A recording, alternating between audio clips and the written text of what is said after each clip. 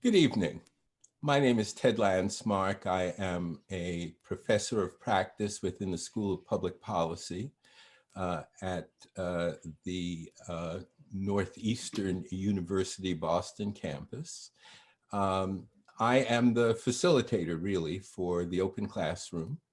And tonight we are very fortunate to have a group of activist students who are engaged not only on the Northeastern campus, but in a wider world, addressing questions over the course of this past summer, before and currently, that are the kinds of questions that many of us hear about, but which we too rarely hear from the perspective of students.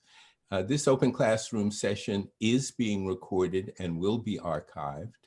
I remind folks that we'll have a question and answer period at the end of our session. And therefore we ask that if you have questions, you post those questions in the Q&A box in our Zoom broadcast. I'm delighted to have, as the facilitator of this evening's conversation, my colleague, Rebecca Riccio, who will introduce herself, but I'll simply say that she is an expert on philanthropy and oversees one of the key programs within Northeastern that engages students in philanthropic activity. And so with that brief introduction, let me turn this over to Rebecca Riccio. Rebecca? Thank you, Ted. It's so great to be back in the open classroom with you. And I just want to thank you for creating the space for me and these students to have this conversation. As Ted said, my name is Rebecca Riccio. I use she, her pronouns. I am the director of the Jafali Family Social Impact Lab at Northeastern University. And I am thrilled and really privileged to work with young people whose ambition it is to make the world a better place. And the opportunity to be here tonight, Ted, I think with them, as you said, is really something that in this moment could not be more urgent to hear from these voices. And you know, when people ask me, why am I so committed to working with and uplifting the voices of young activists? Why should we listen to young activists? You know, my response often is, why should they listen to older generations? And I don't mean that facetiously. I just don't understand how anyone older than, say, 35, with even a modicum of empathy and humility and perspective taking, especially somebody who sits in a position of power, can look around at the world right now and not feel compelled to grapple with their own individual and institutional complicity. And so as we look around, how can you look at the inferno engulfing our Western states because of climate change and not reckon with our own complicity, or at the fragility of our democratic institutions, or at Boston, where Northeastern's main campus is located, and at the data that shows that the color of your skin and which side of Mass Ave you live on can mean a difference of decades in your life expectancy? And how can you look at a healthcare system in which we're not all guaranteed access to the care we need, especially right now, during the time of the pandemic? And on the topic of the pandemic, we are a nation of people hunkering down in isolation from each other. And one of the experiences that many of us shared in the isolation of our own homes was watching a Black man being killed by the police. And we can't blame all of that on the current administration. I'll leave that, Ted, I'll leave that critique to other panels for you to discuss those issues. And I would also argue that the administration is a symptom of these other systemic failures that we're looking at. And so this is the, I think, unconscionable legacy that we have left to this generation. And so, yes, I think we have an obligation to listen to them. I think we have an obligation to learn from them. And since they'll be dealing with this for the rest of their lives, I think we have an obligation to let them shape what the solution should be moving forward.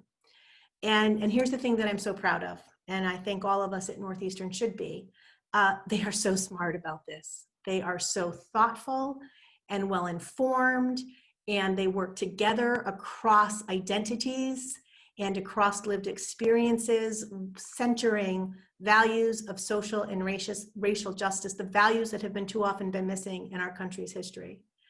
And so that's why I see them, I respect them, and I learn from them every opportunity I can. And that's what's going to happen tonight. So I am going to get off my middle-aged soapbox now and let them have the floor as much as we possibly can. And we have agreed that they are going to introduce themselves the way they would like to each be known. And so let's get this going. And can we start with Brittany?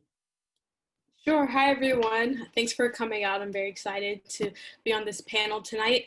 So again, my name is Brittany Mendez. I'm a fourth-year student at Northeastern University. I'm a politics, philosophy, and economics major with a concentration in international political economy.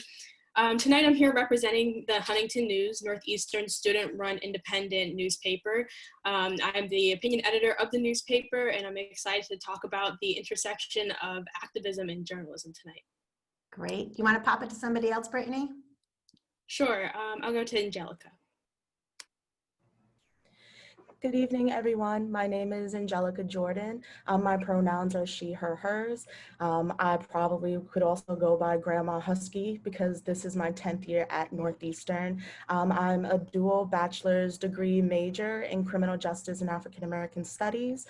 I've completed my master's degree in law and public policy with graduate certification in nonprofit philanthropy and social change, and that's how I met Rebecca.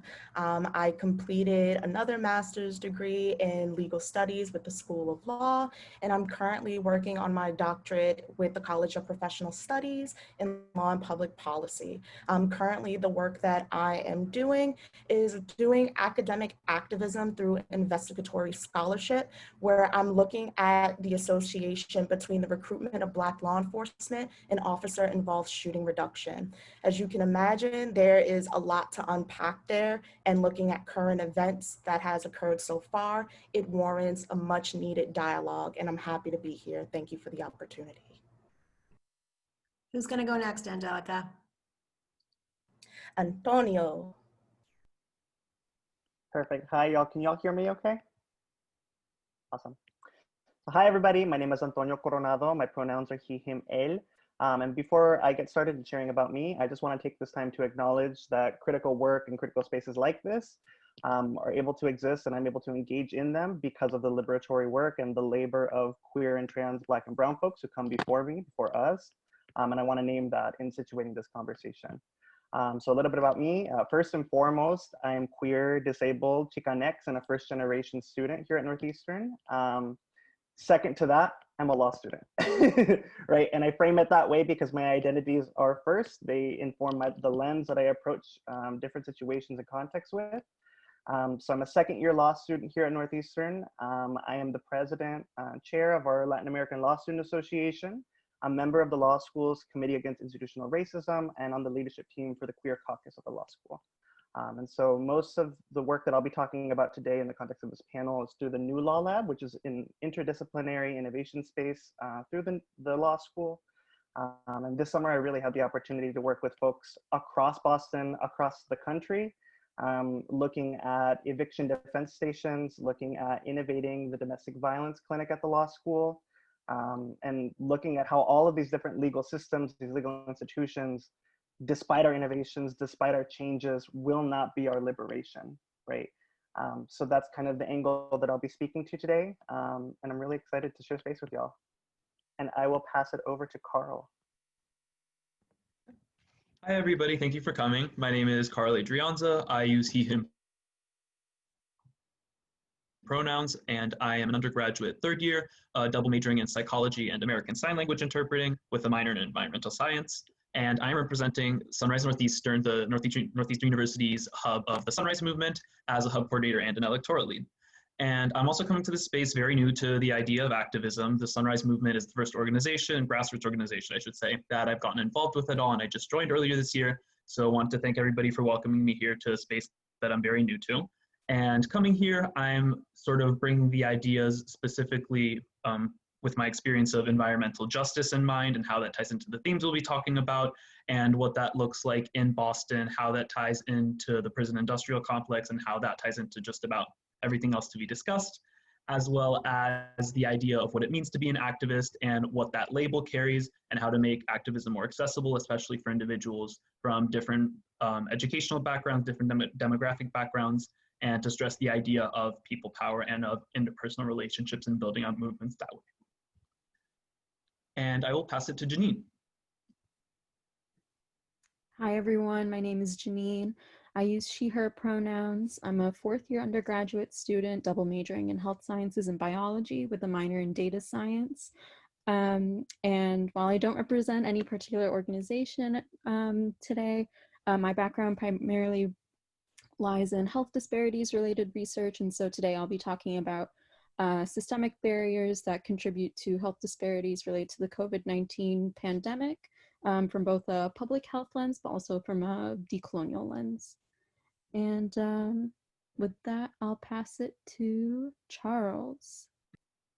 Hey, good evening, everybody. I just want to first thank you for having this space and holding this space with the Open Classroom series. They've been an excellent series of conversations. So thank you, Professor Landsmark, and thank you, Rebecca, for having me and having us here.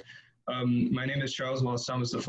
I am a fourth-year economics and mathematics major with a minor in psychology, and I have taken to referring to myself as a son of the Ohio River Valley because I miss home, but I'm originally from Columbus, Ohio.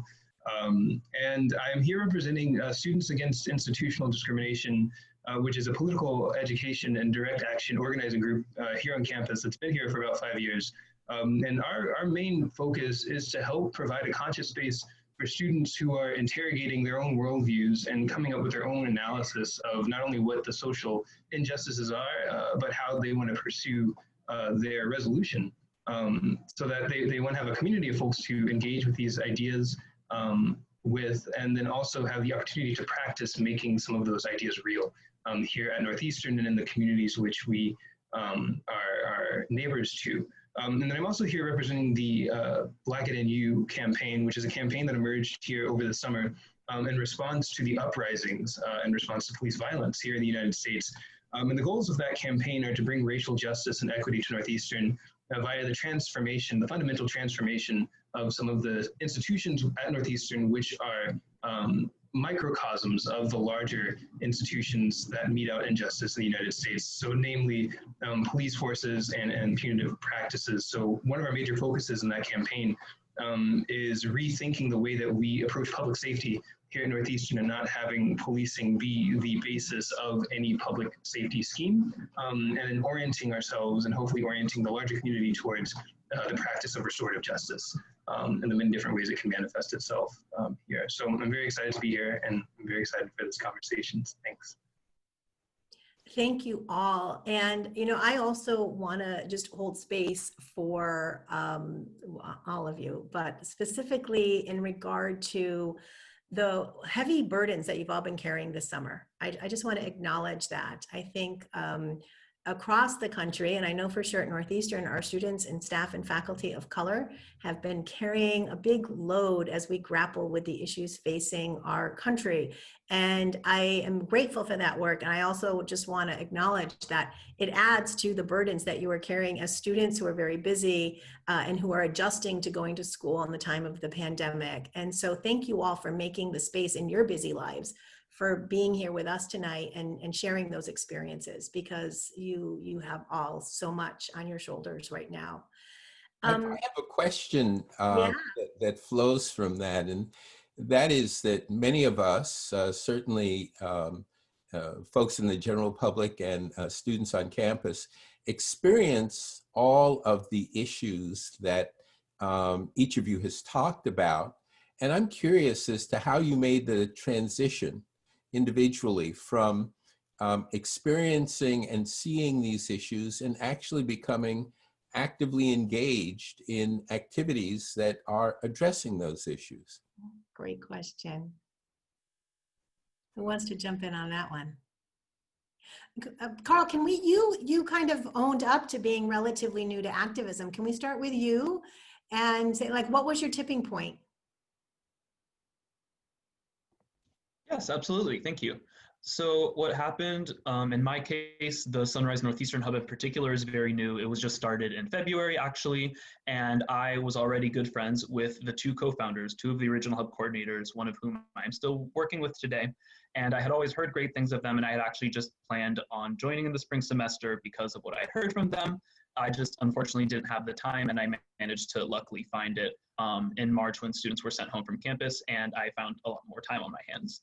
As far as the tipping point, I would say that I always had some sort of baseline interest in getting involved in activism and learning more. I always, if nothing else, voted and made sure I stayed up to date as to what was happening in my hometown, but I wasn't sure what the next step would be, and I didn't have any good recommendations or good connections with other organizations on campus, at least looking at what options I had at Northeastern. But once I heard from my friends there, I felt like that could be a space that would be more welcoming, or at least feel a little bit more comfortable as a first step. And they definitely did all they could to make that a good transition, because at least within the Sunrise Movement in general, there's a very big emphasis on, I'd say, using skills that you have, finding skills that new members have, and making sure that people can find their niche. So they were very, very helpful in helping me explore that, helping me explore the opportunities I had within the Hub, within the movement as a whole. And quickly they found roles that I enjoyed, I would say, and that's sort of what eased me into it. And from there, once I had a good foundation, I was able to explore more and then sort of branch. Anybody else have a how I became an activist story they'd like to share? I'll say similar to Karl, because of all the time we had in quarantine, I was able to be more involved with the newspaper. I had served as the opinion editor in the past, but I think over the summer, I received way more articles. I've never have experienced having this many articles submitted to the newspaper in the summertime, but because students had so much time and there's so much happening, I think people were inspired to write more. So I think, again, just having that time really makes a difference. And I think that's also why a lot of things in the country are happening the way they are right now. People were at home for a very long time, so now they're releasing a lot of the energy from being home. And I'll say, like, through that, when the Northeastern administration sent out the emails that were like addressing some of the things happening regarding police brutality, I wrote a column about how the response was somewhat performative activism, and we weren't really hearing what we needed from the community. We weren't getting enough out of the university. And in response, within hours, we received a second letter from our president talking, I think it was titled "The Fierce Urgency of Now," in which he addressed a lot of the things that I said in my column. So I really felt heard in that instance, where I thought that journalism was effective and the administration took action. And I think one of the most important things that was said in the second letter is that we don't always get it right the first time, but it matters more so what we do afterwards and how we address it. And although I don't think it's perfect, and we haven't in the situation now and how the universities handle things, and even in the world, things aren't being handled perfectly, but I think the first step is addressing it. And I think we are working towards that by having conversations like these and other opportunities to discuss what's happening. Well, I'm so thrilled that both of you took advantage, and that you're hearing or seeing other students take advantage of the time that we weren't expecting this summer to translate that into such positive work. One more story about how I became an activist, maybe before, because I want to follow up on your mention of performative activism. Angelica. Sure. I think for me, what led me down the path of activism was recognizing or having the cognition that the Black men in my life were under attack. And what I mean by that is that growing up in Bronx, New York, where I'm from has heavy hotspot policing for a number of reasons. But over time, it became a trend. It became where a lot of racial profiling and quotas were involved. It was also the cognition of having Black men in my life who identify as being on the police force, dealing with waves of double consciousness, where they feel committed to the intersectionality of being a law enforcement official upholding the law, but at the same time, when that badge comes off, they are a target. And we've seen that time and time again historically, looking at, Rodney King, Amadou Diallo, Sean Bell, Trayvon Martin, the list goes on. And the problem is that it's not only Black men anymore. Now it's Black women. It's anyone who has the title of Black and whatever negative connotation that's associated with it. And it became a passion point for me to get involved in some kind of way where somewhere along the lines, the data is not adding up. And in doing academic scholarship, my mantra is someone has to be able to tell the story before it's told by someone else, and making sure that we're getting it right the first time. And given my own intersectionality as being a woman of color, specifically a Black woman in a variety of programs, it just seemed like now was the time to vocalize concerns in a way that's meaningful, but also for folks who don't identify as me to really understand. Thank you. And there's a lot there, Angelica, that I hope we'll be able to unpack more over the course of the night, because there are so many themes that have come up in our conversations that you've already surfaced in just the few minutes that we've been talking. So let me go back to a term that Brittany referred to, because this came up in our conversations, this notion of performative activism and how frustrating you find it. And I want to remind us all that not everybody has the conversations that you have, that we've been having. And so let's make sure as we go along, not to use jargon that's not going to be accessible to folks, and unpack the words and what they mean, because that's the first step to understanding why they factor so heavily into these conversations. So let's talk about performative activism. What does it mean? What does it look like when it happens? And why did you all have that visceral reaction against it and see it not just as not the right response, but a harmful response at this moment? So who wants to start with maybe unpacking? What does it mean, first of all? I can jump in. So, I mean, when I was speaking about it, performative activism is activism that looks good, that makes you look good, and it's not genuine. I think it was very frustrating for me to see, like, all of a sudden people wanted to care about racism or wanted to care about what was happening to the Black community when these issues have already existed. And then all of a sudden you log on to Uber, you get a message saying, we care about Black lives. You log on to, or you just, like, in general, like Juneteenth, for example, was like such a big deal this year. I've never been taught about Juneteenth in a single class growing up. And I received text messages saying happy Juneteenth. These are things that while I think sometimes they're well-intentioned, sometimes not so much, but it's to make you feel, to me, it makes the person doing it feel better rather than trying to address the problem itself. And I think it's one of the more harmful modes of activism, if you would say that. So let's go, I'd like somebody else to sort of follow up on that. Why is it not just not enough, right? Like, why don't we say, yeah, that's shallow, it doesn't mean anything? Why do you take the next step and say it's actually harmful? What is happening? What are the people who are doing performative activism maybe getting out of it? Is it exploitative? And how does it help progress in the movement? I can jump in with a quick response. Yeah, so I think part of the reason why I personally found, the tendency to perform activism by, posting on social media and then kind of not saying anything else, or, these kind of corporate band-aids being really frustrating, is because part of what is required for really transformative social change that rethinks the ways that we operate in society fundamentally is a bit of dissonance. You have to sit with your perceived reality and then take in the realities of others, kind of go through an educational process. Dr. Cornell West calls education, the formation of or the cultivation of a compassionate soul. So we can't cultivate compassionate souls if we're content to sit within what we understand to be real and true. We have to really disabuse ourselves of the idea that we know. And so, it's not enough to speak for the sake of speaking without doing the education work that's necessary to really develop this holistic perspective. And I think what makes it really difficult to do that is because it doesn't feel as if it's able to be done in community all the time. So it's, there's this lens of, at least I find, I had a really hard time speaking to anyone about anything from June through July because I just didn't know what to say. But I knew that there was this lens that maybe, or this gaze that I was putting on myself to have some sort of opinion.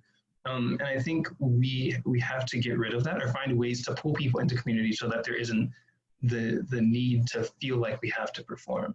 And there should be an okayness with not knowing or not understanding or having resistance to ideas that people are heralding in the moment, like abolition. It's okay not to be an abolitionist as long as you're endeavoring to figure out what it means to be an abolitionist at all. So yeah. Right. So are there two pieces to it, maybe at least two? One is it gets people off the hook because they feel they've done their thing, right? Like, yes, we as a company acknowledge that Black Lives Matter, so we're done with that. But then also this notion that in taking that quick action, you're not engaging in the kind of self-reflection and growth that you need to. Antonio, what do you think about that? Yeah, I mean, I completely agree with everything that's been shared so far. I think for me, I'd like to even problematize the framing of the question and end of the panel, right? Like, who's frontline, right? So like, who is digital right now and who is not? Like for immunocompromised folks, like what is that lived experience versus for folks who are not, right? And so I'm really thinking about this in the legal context, but I'll jump to institutions generally here in a bit. But I think what was very striking for me is a lot of the conversations about court access, about court innovation, legal innovation, are really conversations about resources. Like, what can we afford to do? What can we do to help support people? And then in the time of COVID, right, if we can call it that, suddenly the court can come to you virtually, so long as it's to criminalize you and evict you, right? Like suddenly we have the resources to be virtual. Suddenly court can happen in your home. And so I think that for me, kind of taking a step back now, thinking about institutions generally, our institutions like to engage in this kind of cultural amnesia, right? To say, well, that's not really how things are. Things aren't really that bad, right? I think an example of this during the past couple months has been ads for Hulu or ads for different TV shows. You'll see like an ad of BIPOC, largely, of folks of color working at a Walmart with masks, and they're normalizing this process of like, this is the new normal. We are taking care of you, whoever that you is, right? A white America. The next ad, a white family playing Animal Crossing, happy, back to normal, right? So there's this dissonance that that Charles was bringing up of like, who's frontline? Like, who is still experiencing this violence? Like, for who are we even thinking about post-COVID or a recovery stage? So I think that's where a lot of my work is kind of centering right now. Yeah. And the notion that we can make advertisements that make this all better, right? That by showcasing this experience of folks in masks, like, oh, we got this, right? We got this, so we can all, be comfortable again. And yes, Angelica, please. So I've been, I guess, ciphering through my thoughts about performative activism, and it can be a gift or a curse depending on who's holding it. I think that it can be consequential when, for example, like Black Lives Matter. We can say that there's a lot of performative activism that is happening where the loss of Black lives are being a hashtag. Black lives are more than just a hashtag. You have people out here who are following the rules, and there are those who don't follow the rules. However, the disproportionate amount of force that's being applied in order to ensure compliance there's a discrepancy. At the same time, performative activism through social media has allowed for us to see 8 minutes and 46 seconds of content in which there is police brutality that has been hidden under the guise of a badge. And there's a lot to, again, unpack with that as well. It's because of performative activism and the ability to use social media and cameras to have conversations about accountability, about independent review of the ways in which policing is done. So I'm not necessarily in favor of fully condemning it, because there are a lot of cold cases now that are coming up because people are utilizing the privileges that are associated with it in order for us to keep the conversation going. But I do agree that depending on who's utilizing it, it can be destructive, but it's such a double-edged sword. And there is that, the notion, hashtag Black Lives Matter has caught on. So when some of these things that are on the surface performative get traction, that's part of how movements start to happen, is by raising consciousness. So I hear what you're saying there. Karl, I think you had something to say about this too. Yes, I did. I really was interested by, Antonio, your idea of who's really front line.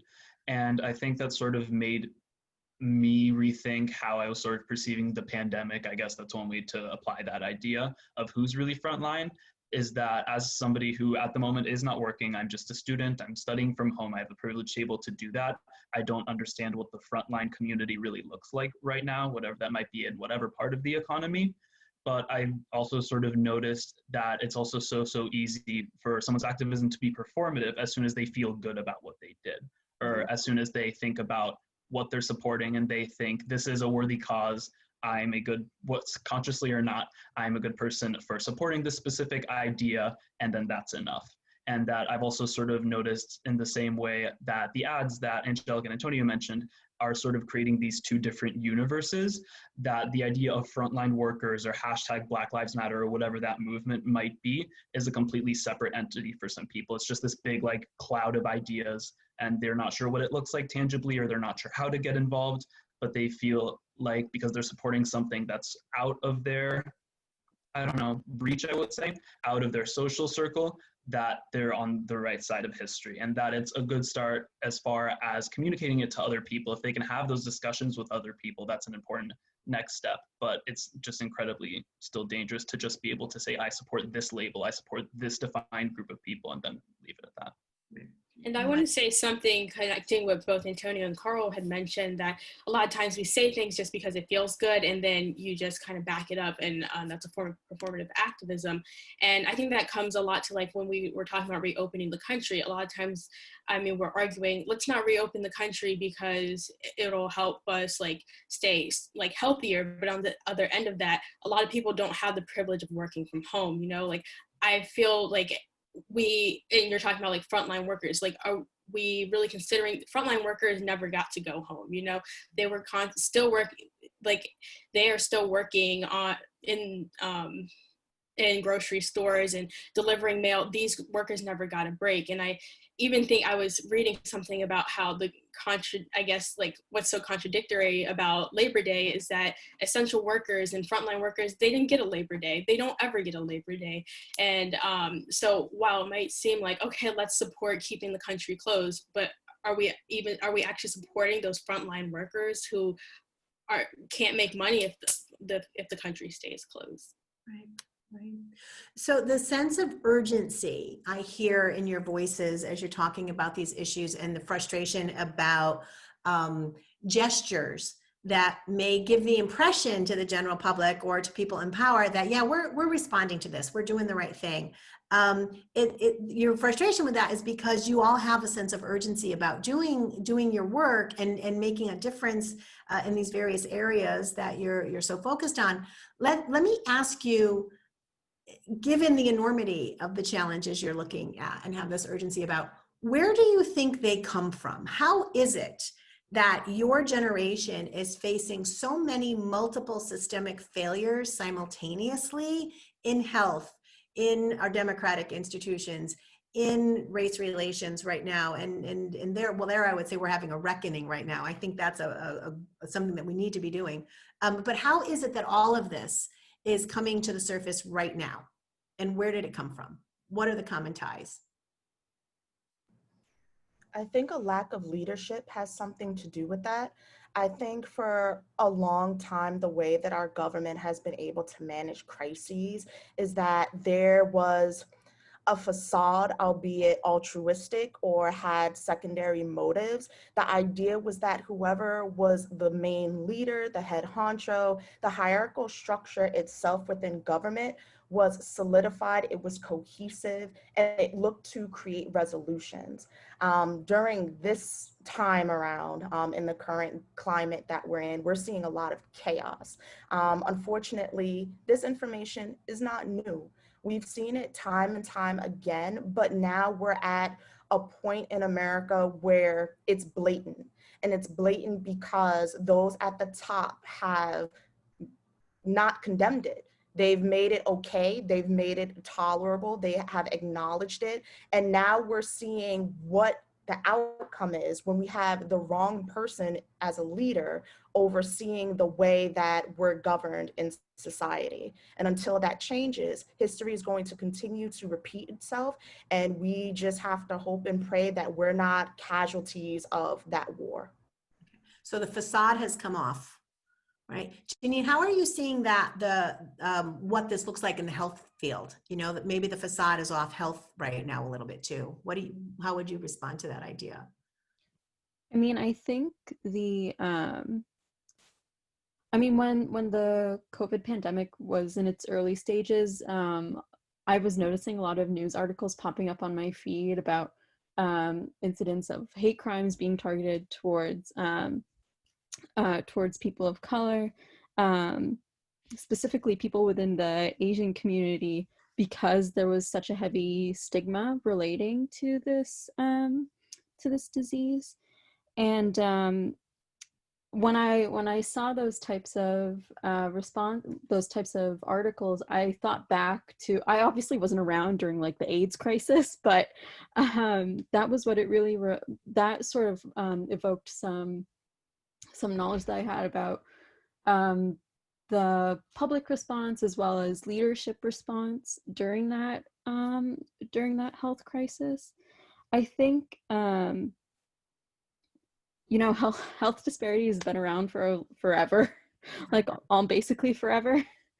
So when the pandemic finally struck and people were sort of sharing how appalled they were that, like, oh, Black and brown communities are bearing the burden of COVID-19, especially COVID-19 mortality, like not even just like who tests positive, but who dies from this. I was like, bruh, this has been around forever. And unfortunately, it's still, the disparities that we're seeing in the context of this pandemic, they're inextricably linked to the structural violence, ongoing legacy of slavery, redlining, environmental racism, that when compounded together ultimately manifest in these disparities. So yeah, I mean, when I saw someone like sane in the public health arena, like Anthony Fauci, like basically telling people these are the facts, I was like, oh, like this is like a small glimmer of hope. But ultimately, as Angelica mentioned, with this with such poor leadership, ultimately at the end of the day, these health disparities will continue to be exacerbated and propagated among BIPOC communities and low-income communities, so long as there's no structural shift or dismantling in the current model of leadership that we have. I hope that made sense. But what I hear you both saying is that this is not all a function of the current leadership, but rather that the circumstances we're in now have exposed this reality that has existed for a while. So what are we talking about? You know, you use in the same sentence many different crises that people might see as different things. But when I hear you talking about them and when you talk with each other about them, you were always coming back to this being a function of some really deeply seated core problems. So what is that all about? Where are all of these things coming from in the way you're viewing and analyzing the current situation? Antonio, I'm seeing some nods from you. I'd like to hear from Antonio and Charles. I know both of you really think a lot about these issues. Yeah, so this is an open classroom, so I'm going to be sharing in the chat a mini syllabus for folks. I'm really going to encourage folks either during this, after this, to look at these 3 cases that I've just shared.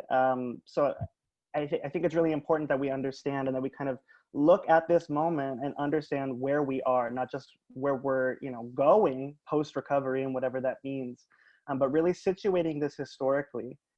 So Johnson v. McIntosh, the case that I just posted in there, holding that Indigenous folks could not own property within the US. Buck v. Bell, eugenics and sexual violence. People v. Hall, holding that Asian Americans and Chinese immigrants in particular had no rights to testify against white citizens. Chattel slavery, white settler colonialism, all of these frameworks are the foundations legally and what the courts interpret as morally, right? The foundations of this country.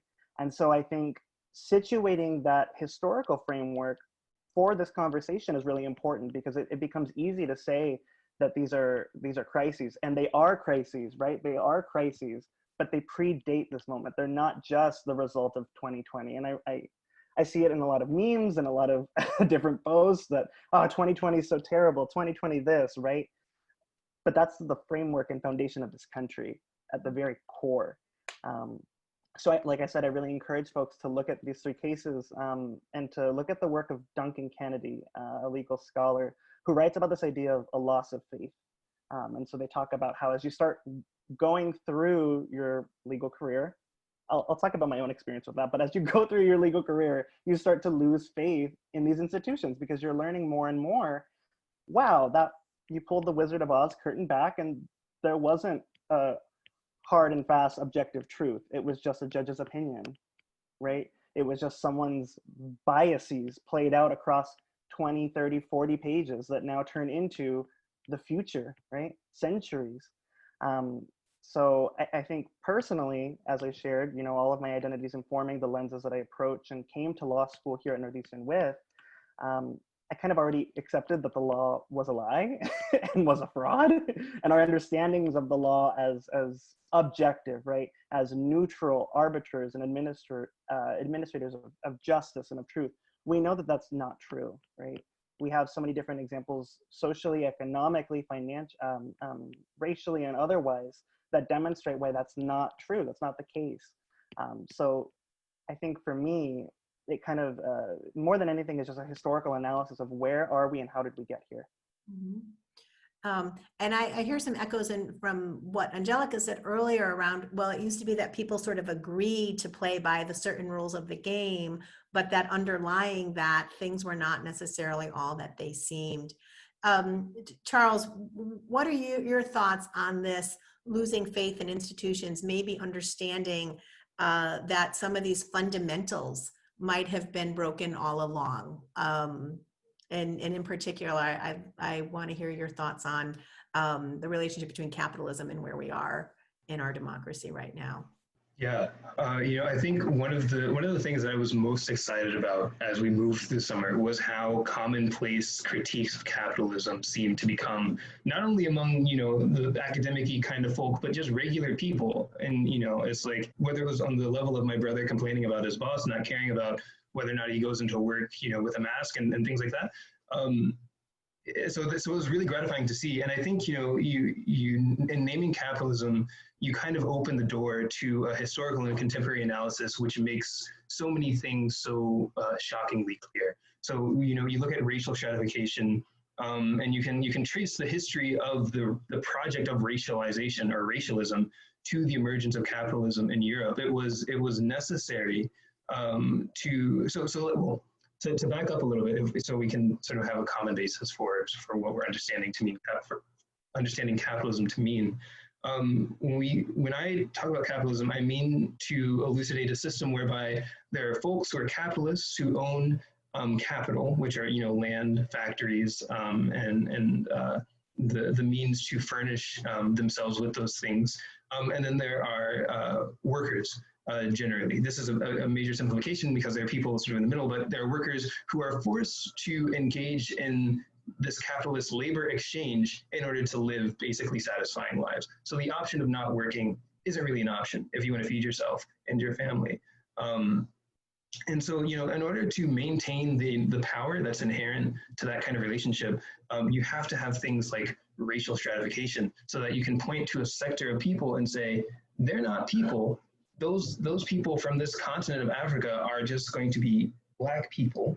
And therefore I can feel not badly, but great about using them to reduce the costs of the labor process. And so, you know, I think that when you trace that coming over to the United States and you look at things like policing, which after sort of the first attempted abolition of slavery, it was, well, what do we do with these excess populations of people? Well, we police them. And so then there's this other motive to maintain this power structure such that capitalists aren't dethroned in a sense, such that folks have to be policed, and things like vagrancy laws where people can be thrown in jail for not being employed kind of emerge. And then you look at things like the climate crisis and the pandemic. That's fundamentally just not valuing people over profit. So many of these things are avoidable or are mitigatable with the rise of society. But when we choose to allow our extractive or our motivation to be extraction and profit, we lose the notion that we're supposed to be stewards of the resources that we all sort of hold in common. So I think it's really important to note, as Antonio noted, that the country was sort of founded such that power could be administered in service of the capitalist landed classes. And that fundamentally hasn't changed. It's not that people own land, it's that they're owners of corporations. So yeah. No. So the myths that kind of spin out of that legacy that have allowed us to paper over all of that and create some kind of facade that everything is going well and to cover over what's happening to brown and Black people who don't necessarily have that representation in the capitalists' circles. How was that maintained? Like, why did folks buy into that? How would it supported? And then why is it falling apart? Why are we I'd like to behind the curtain? Yeah, I'd like to push back a little bit on one thing that Charles said. He said that capitalism can't really exist without like racial hierarchies. And I agree that while capitalism might have stemmed out of using chattel race or chattel slavery as to promote it, while capitalism might have stemmed out of that, I don't think the solution is getting like rid of the capitalism. I think by granting opportunities to those people who were denied those opportunities in the past is a way to get rid of it. And I know that you mentioned very early on about how you don't have to be an abolitionist, but you need to understand it. I completely agree with that. Like, I personally don't consider myself like an abolitionist, but like I'm listening and I like understand where you're coming from. So I mean, part of it is like I think a lot of times we don't listen to each other, right? Especially what's going on right now. And like, while I hear and understand it, I think the solution is just granting opportunities. Like, I think we're perpetuating a system where we're not granting opportunities to Black people and other minorities, and that's what's keeping them down. If somebody is inherently going to have power, someone is inherently going to have some kind of authority. So instead of trying to, I guess, force them out of that, if we grant them opportunities, then they have more chance of rising up the ranks. Also, Brittany, thank you for engaging in discourse like that and raising the idea that no more than all Black and brown people think the same way, do all young people think the same way, even those of you who identify as activists with a progressive bent. So I think that's another really important thing to say. And I also just want to say how really nicely and well you just modeled the way to have those conversations, right? And the way Charles modeled it. You don't have to agree with me, but we all have to be hearing the different points along this continuum so that we can be navigating and negotiating a way forward together. So thank you for that. And I have a question in that regard. Yeah. There are some underlying thematics in what students have been saying, and they are certainly progressive.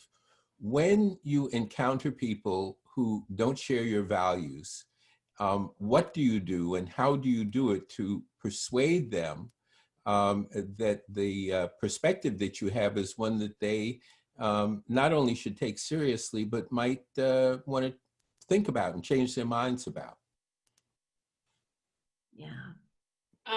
If you guys don't mind, I'll start with this one, but I think especially from a journalistic perspective, like that's extremely important. And I think that a lot of times we only listen to one side, and it doesn't really matter if you agree or not, but what matters is that you listen and hear out the other side.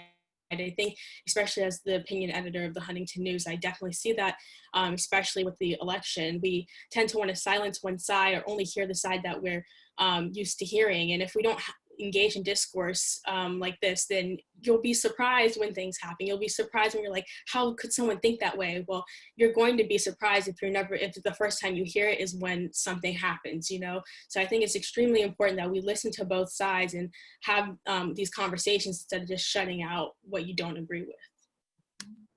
I agree. I think that bipartisanship is incredibly important. I think that it is the solidified foundation to push legislation forward, whatever forward means to us. I think that to engage in discourse requires a neutral lens. And I think that, at least in my experience, the reason why there is a lack of neutrality is because emotion is involved rather than facts. So when there's someone that, you know, doesn't agree with my views, I look forward to asking why. I think so many times people shut off instead of getting at the root of the why and trying to understand, well, are you looking through this lens because of cultural transmission? Is there something that you learned in your experience that may differ from mine? And if so, is there an opportunity for you to teach me with something I don't know? I think too many times people want to lead, but not many people are willing to follow. And there's some that are completely complicit and being silent and sticking to their views. But that's incompatible with justice in the way that we try to come up with resolution. So that's one of the ways that I kind of try to move forward with that, getting at the root of the why and respecting the fact that I can say we could agree to disagree, but I'll still be your friend. You can still get me that coffee and we can talk later. Antonio, and so I'm going to go Antonio, Jeanine, and Karl. Yeah, so I think building from what Brittany and Angelica were just sharing, I'm thinking, you know, I can only speak from my own personal experience and my own lived experience, but I'm really thinking about the words of Angela Davis about revolution, right? And I think that can help. This is what's helped me situate a lot of these conversations. So Angela Davis says, when you talk about a revolution, most people think violence without realizing that the real content of any kind of revolutionary thrust lies in the principles and the goals that you're striving for.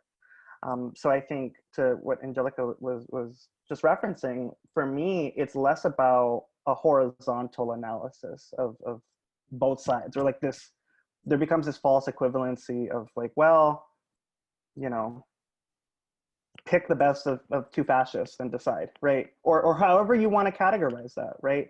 And when you have rhetorical violence, when you have emotional violence coming out of politicians' mouths, it's not about, for me at least, you know, this is my own perspective, that it's not about this horizontal analysis of bipartisanship, that there's these two sides, so much as a vertical analysis of who is directly impacted by these words, like who is constantly being shifted around as a voting bloc, who is being pandered to in elections. And even these words that we're using, right? Like we try to make it seem as though, as long as we can graft together enough folks around this common idea of at least we're not X, or at least we're not Y, terrible leader, that's fundamentally problematic, that it's a race to the bottom of who can be the worst and that we're most okay with. So I think for me, it becomes more, what are the goals and the principles of the communities that are impacted by these conversations, by these systems not necessarily failing, but working exactly as they were intended to do under this false objective lens of folks who had power and established the country. So I think for me, it becomes more of a community-oriented conversation, so much as a political. You know, I'm hearing from you, and Jeanine, you're on deck.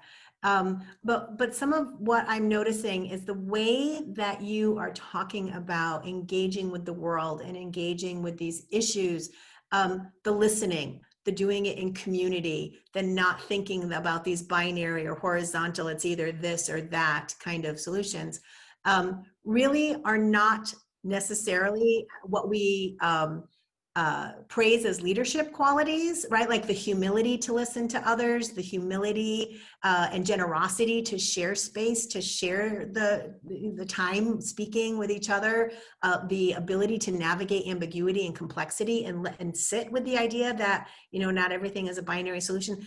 We're not great at that. Either in terms of just how we intuitively think, how we're trained to think, how we're socialized, and what we value in leadership qualities. So I think there's a lot of interesting stuff in changing just the basic way we perceive and engage with the world. Jeanine, I'm really curious to hear what you have to say, especially, and I'm wondering if in following something that Angelica said earlier, as part of what you address now, is like what's going on with science denial and health. Right. I just really want to hear your thoughts on that.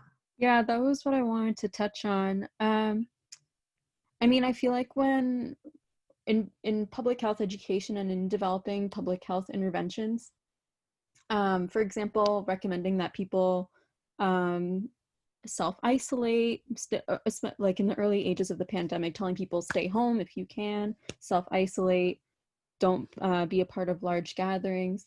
These types of sort of behavioral interventions or behavioral recommendations can be really challenging to implement in public health, mainly because just from what I've seen, people sort of administer like a one-size-fits-all type of intervention, and they fail to take into account, or they're just not cognizant of the multitude of circumstances that hinder people from following these recommendations. So like people have mentioned this before, but like when you tell people to stay home, like who can stay home? Not everybody can. And when you have, for example, people who might work in crowded factories or people who work in spaces where like I know a former boss of mine from one of my jobs in high school, she works as a public school teacher, and they're doing a hybrid model at her school. So she has to work there as a special ed teacher multiple times a week in a very confined space in order to provide what's really an essential service to students. So when we talk about then telling people this is the scientific information, these are the facts, if you can stay home, please do. If you are aware of how contagious this virus is, for example, then I think it's very hard to have this discourse now with the current administration, just because we have such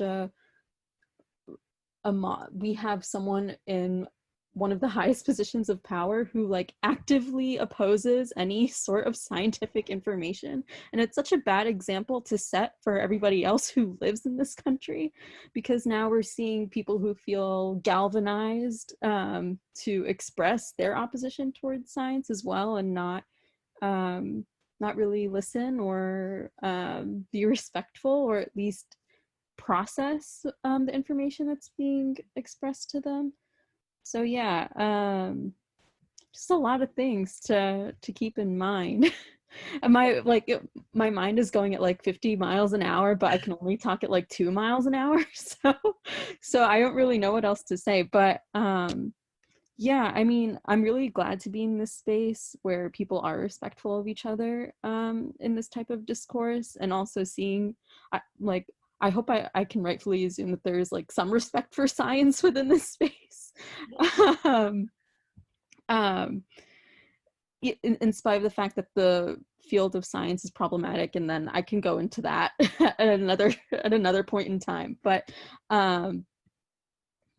yeah, these are just my initial thoughts on some of the comments that Brittany and Angelica made.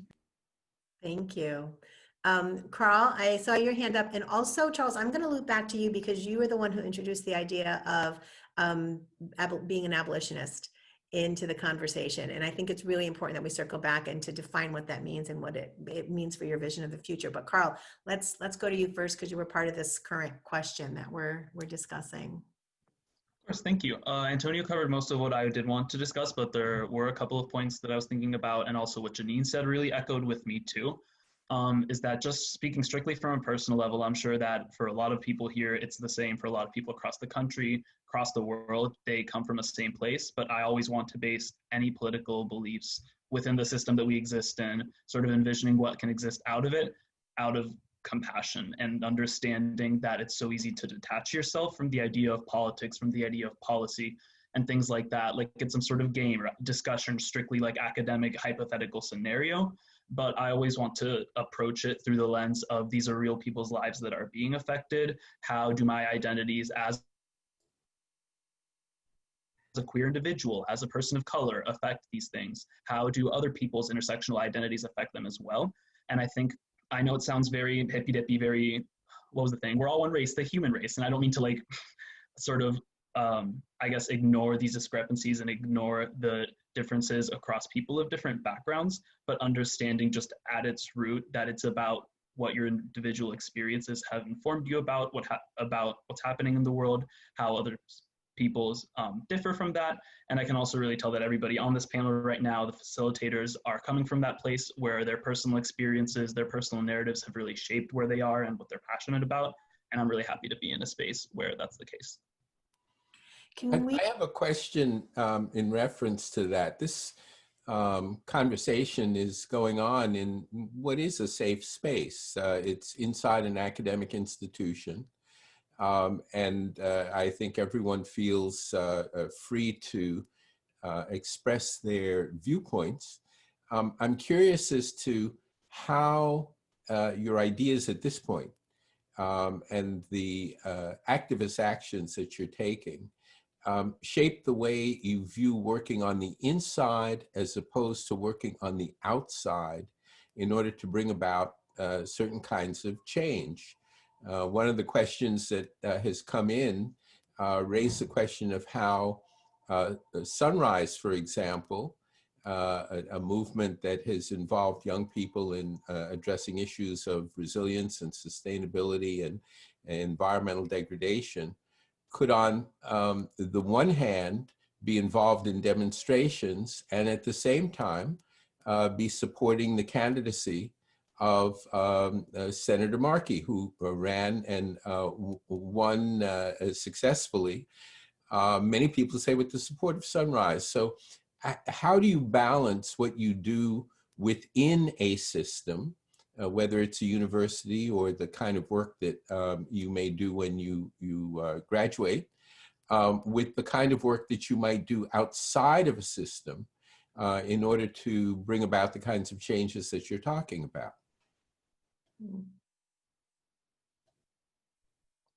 It's a great question, Karl. Of course, thank you for asking that. That's a great question. Thank you also to who submitted it. This is a really interesting question, something that I thought about a lot, especially within the Sunrise movement, being a movement that while it has no specific political alignment or no officially endorsed or announced alignment, does lean towards generally more leftist values, but does work within a system of liberalism, of democracy. And I think for me, the issue is accessibility and sort of an assessment of what the climate is in this moment, because I think it's absolutely incredibly important to start envisioning what a future looks like outside of the system we exist in, because we know that it's a system that's failed us. It's a system that ultimately means nothing. It was constructed by humans and is ultimately artificial. But while raising awareness for that is incredibly important, it's much, much easier and much more accessible for people who may be more undecided or want more education on a certain issue to operate within a system that they already know. If they already identify as liberal and they want to say, oh, okay, I am voting, just as an example, not a generalization, I'm voting Biden because I lean towards more liberal values, but I don't know so much about more radical or more extreme activist organizations, whatever that might mean. It's much more valuable to have those conversations with them and to sort of ease them into that point of view from a perspective or through a lens that they understand. And ultimately, as we build people power in that way and we build a movement with individuals who start to understand where we're coming from and how we're not limited to the system that we exist in, that's when stronger progress can be made. Yeah. And Charles, I'm going to ask you to follow up on this because I'm thinking about the conversation we had about the tension between looking at these broken systems and saying, we're done tinkering around the edges, right? We really have to rethink everything. What does that mean? How do you get to a new place when if we don't, like, we've got to have something in the interim, right? So what is the vision? What's the transition look like for you? Yeah, thank you. And I'll use abolition as a allegory, I suppose, to go through that question. But to start, to offer a framework, there's a sociologist named Eric Olin Wright who talks a lot about compasses, which hold the moral values that we will use to move towards a society that once we get there, we'll know it's right because it aligns with our compass. So we don't necessarily need to concern ourselves with what are the exact structures of all aspects of society before we can begin to create it. But we can, we don't need to have the bicycle built before we start riding it, but we need to know which direction we're going in.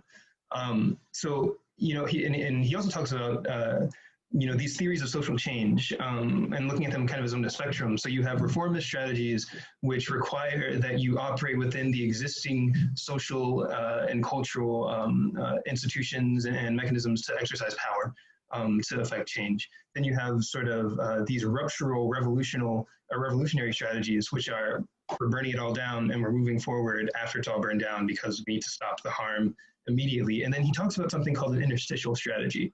And so, interstices, of course, are the spaces in between. In this instance, it's the spaces that are in the cracks of the foundations of society as it continues, in the case of capitalism, to create the conditions for its own consumption. So, we can look at things like the climate crisis and see how, if there isn't an earth, there's no way to have a business. And so, capitalism can be seen to have destroyed itself effectively. So that's a very reductionist kind of way of looking at it, but it's just an allegory. So with these interstitial strategies, what's important within the context of abolition is to realize that abolition isn't only a destructive sort of philosophy. It's not only saying we need to, as Mariam Kaba would say, excise these death-making institutions from society. It's that we need to make them obsolete. And in order to do that, we have to change the ways that we've structured, the way that we socialize with each other, the way that we perform and deliver and do justice, such that we are constantly figuring out how to return ourselves to a more genuine community with ourselves, so that we can live these flourishing lives as self-integrated humans, partaking in sort of the joyful aspects of life. So when people talk about, well, what about defunding police or reforming police? Mariam Kaba again offers that, when you look at the word reform, you can literally write it down as re-form. And so the question becomes, where are you forming again? Is it, this institution which is policing, which is to fundamentally control those at the margins of society without access to power, to not need to be policed in the first place? And if so, then why are you trying to reform things at all? And then she talks about defunding as being sort of an instrument to access power in that interstitial space of what already exists, to say, okay, well, we're not going to continue to give you more resources, you being the police, give you more resources and give you expanded access to people to police them because we want to stop the harm immediately. But we also recognize that we need to make these systems of policing and the prison industrial complex obsolete. So we're going to bring in things like restorative justice, so that we are, and transformative justice, so that we're constantly returning ourselves to these proximate relationships of being in community with each other. Because when we're isolated, it doesn't really much matter what happens to anyone else. And can I just ask you to elaborate on something a little bit, because the notion of I've heard you talk about freedom dreams and like this image of what that future could look like, and how often across the issues that I hear youth activists talking about, you talk about doing the proximate relationships, doing things in community. What does that mean when you say we need to be doing things in community? Because that doesn't mean the same thing to everybody, right? Sure. There's so much impact in that concept, so many values. We've talked about intersectionality and lived experience and coming together in community. It's such a powerful idea and so common to all of you. Can we just Can we just, I'd love to hear each of you sort of give me your definition of what all that means. And Charles, why don't you start since you used it most recently? Well, Sure. and just before you start, I want to add an addendum to that question, which is we're now interacting in a digital format, and organizing, being an activist entails creating and building communities. But we're doing that now in a very different form than has really ever taken place before. Netflix has a new film out called The Social Dilemma, which addresses some of this. And I'm very curious as to how each of you feels about the change in format and the fact that you're now operating in a largely digital world around organizing, around social change, and around building a sense of community. Thank you, Professor. I'll say, I'm going to quote a lot of people because, citations are powerful, and in lieu of a mini syllabus, I'll just name people that hopefully you can go back to the recording and look up later. But the concept of freedom dreams comes from Robin D.G. Kelley, who writes about, these collective imaginations that communities of people, like geographical communities, spiritual communities, racial and ethnic communities had for what living liberatory lives meant to them. And so I talk about this concept of flourishing lives, which comes from Eric Olin Wright, which basically means being able to have access in a restrictive sense to those things which are necessary to live, water, shelter, food, but in a more expansive sense, being able to do those things and pursue those interests which make you feel as if you are able to participate in the world as your full self. Being able to be an artist without worrying about whether or not you're going to be able to feed yourself, because, society basically provides for those basic interests. So when I say, we need to be doing things in community, I think it's probably more pointed to say we have to engage in a spirit of collectivity so that we can realize that where we're trying to go is ultimately the same. And this is why I appreciated, Brittany, your criticism of, I'm not necessarily an anti-capitalist, it's just that opportunities don't exist. Well, I think, if we were to be in community with each other, which I think we are, it's to say, well, what is it that we're ultimately trying to do? We're trying to make sure that people are living these flourishing lives as the logical consequence of being in a society with each other. And so how we get there then becomes, the subject of debate and critique, which is a loving relationship.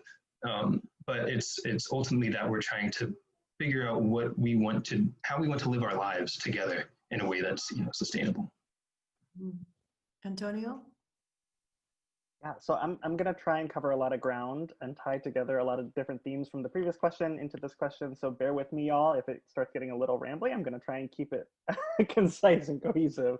So I think in entire agreement and building from what Charles was just sharing, in the work that I've been doing, I've been really thinking about respectability, right? And so, I do want to take some time to push back a little bit on some of the comments earlier about this idea of respectability or seeming respectable or working within the system, because I think that leads into this next question that y'all are posing of what does it mean to work within versus without, right? What does it mean to not ruffle feathers, or what does it mean to abide by the status quo, even in critical work, even in radical spaces, right? And so I think, especially in this moment, what we're seeing is all of these different systems interacting in a way that they always have. They're just on full display. So we're seeing digital displacement, we're seeing virtual violence, and that's this moment that we're in. So I'm thinking this summer in particular, I had the opportunity, like I said, to work at the NuLawLab, and one of the projects that we were working on is eviction defense stations. So this was in partnership with folks at Maverick Landing in East Boston, folks from the mayor's office, folks from City Life Vida Urbana. And so this collaboration was really trying to say, okay, courts are virtual, folks are preparing for this massive wave of evictions that's looming somewhere in the spring, right? What does it mean for us to prepare for that? And so this idea emerged of having mobile eviction stations throughout the community. And so a one-stop shop, if we can call it that, right? But like being able to print and complete all of your pre-eviction forms, getting all of that printed, having your resources in the same spot, and having it in the same place where mutual aid is being dispersed and shared with folks, right? And it was this novel idea and also very foundational, like why would we not have all the resources that folks need in one place in the communities that are directly affected? And so I think part of that is this idea of respectability, right? That we don't see eviction, right? And we totally do in affected communities.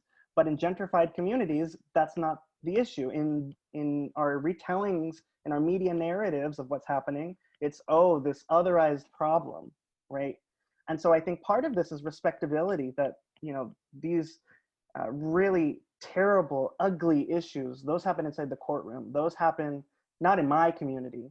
And so it becomes this digital displacement in Zoom where we're pushing things off and we're not even seeing the violence behind these mechanisms. Which I think leads into this idea of working inside and working outside of these systems.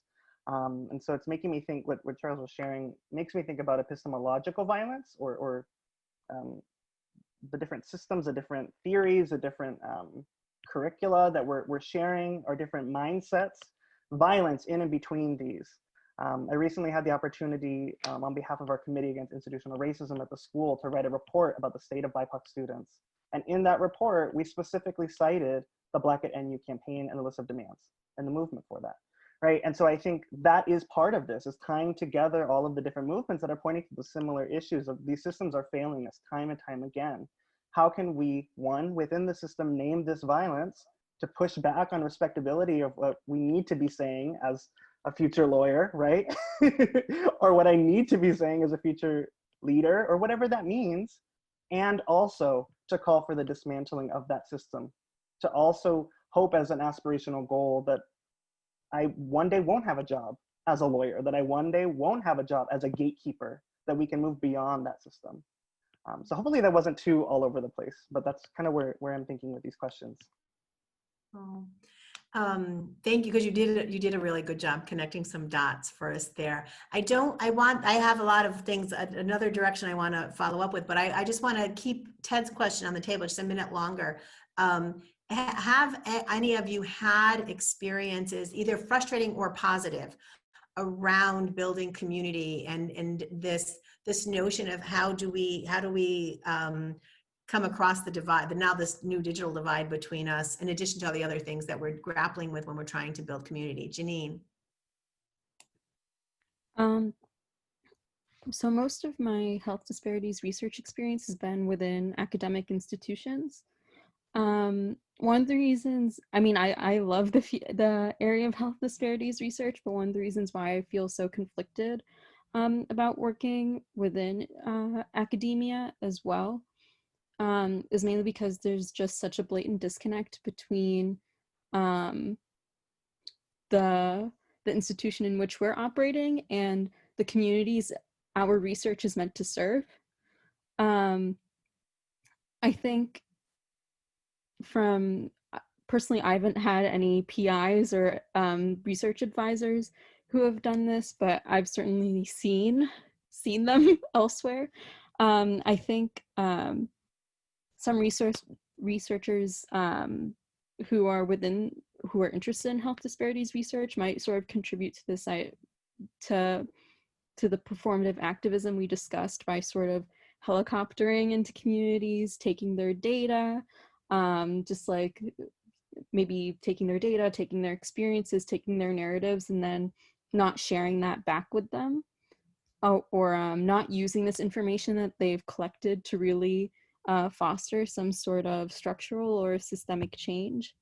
And I think, moving forward for me as someone who wishes to do additional public health research later on, I'm still not sure whether or not I want to stay in academia or move elsewhere. That's still something I'm like internally struggling with. But I think it's something really, just on the topic of this question, it's just something really important to keep in mind, especially when we're in the times of a novel pandemic and we're trying to come up with preventative and structural strategies to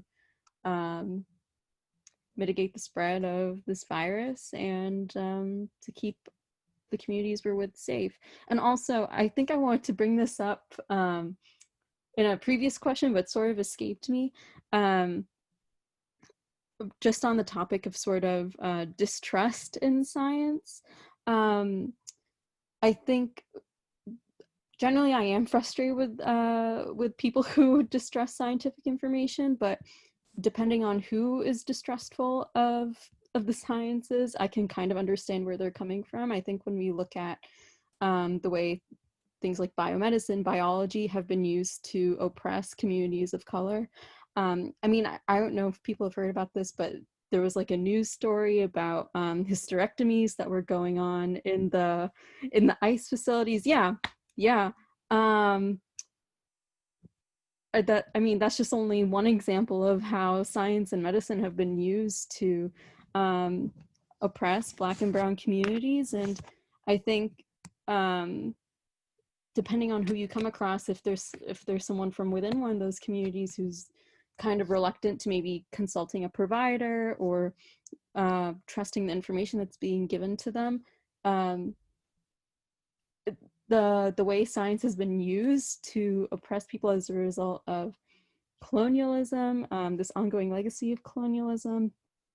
In that case, I can kind of understand where they're coming from, at least have like a more patient and understanding demeanor when like I'm trying to communicate with someone about this, just mainly because it's also like one of the reasons why I feel conflicted about being a STEM major as well.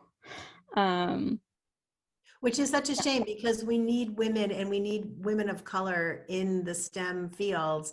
And for you to feel a moral conflict about it because of the legacies that are represented, right? The very fact that you feel that way, I think, is such a damning statement on where we are right now and how much opportunity there is for us to uplift people like you and uplift your voices. I don't mean to be damning. No. I'm the one who's saying that, you know, it's that's my perspective. Like, I don't want to hear a brilliant woman of color who aspires to do work in this field to be burdened by that legacy of distrust and criminality within it. So thank you for sharing that. I think you have all done just an amazing job unpacking for us the frameworks of where you're coming from and understanding the critique. Let's use the time we have left to, and I know this is going to make Ted happy. He wants to know what is the vision? Like what in this election year, what are you asking of your institution? What are you asking of Northeastern? What are you asking of elected officials? What does progress, what do steps forward look like in regard to each of the different areas you're working in, right? So let's start with you, Angelica.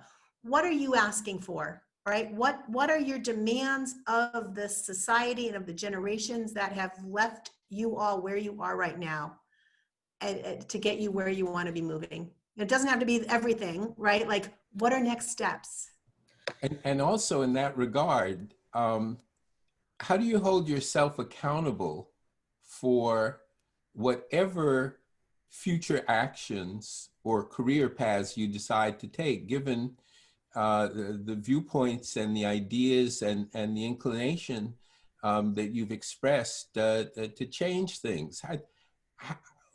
What comes next? Because that, in fact, is what the subject of the course is this semester. What happens post-COVID? Where will you be and what will you be doing? Sure. So I guess for me, the first thing that comes to mind is, again, this idea of community and what is that supposed to embody and signify. Just turning back to Brittany's point about, you know, having more opportunities available for those that identify as marginalized. Just from the data that I'm working on with diversification of law enforcement and officer-involved shootings, you can recruit more Black officers, but the system still continues. There's still problems that are happening systemically with policing that we've seen time and time again resurface because there's a lack of cultural competency. And what is really particularly interesting in looking deeper beyond the schematics of race, because we know that it's prevalent, that's a fact. Recently, I believe that there was an incident involving Asian American journalist who was frisked and in the middle of having journalistic, investigatory journalism on TV. We're seeing a lot of more individuals that are being attacked because the laws are being manipulated. And for me, I'm looking for accountability. I'm looking for legislation. I know that 116th Congress has been putting in legislation as early as 2018, looking at independent review, looking at independent oversight, civilian oversight, having attorney generals get involved, and not only looking at it from a federal lens, but you're looking at it state and locally, so that way there's consistency throughout. And what's happened is that because of the current way that the Senate and currently Commander-in-Chief and God forbid the judicial system is stacked up, unfortunately, we're at a time where Black lives are being told that we don't matter. So when I'm looking for post-COVID and upcoming election is for people to put their money where their mouth is. If you are having folks in hierarchical systems that are saying that Black lives matter habitually 10 times over, how are you prioritizing the quality of Black life? In what way? Making sure that when we're all getting jobs, are we all getting jobs equitably?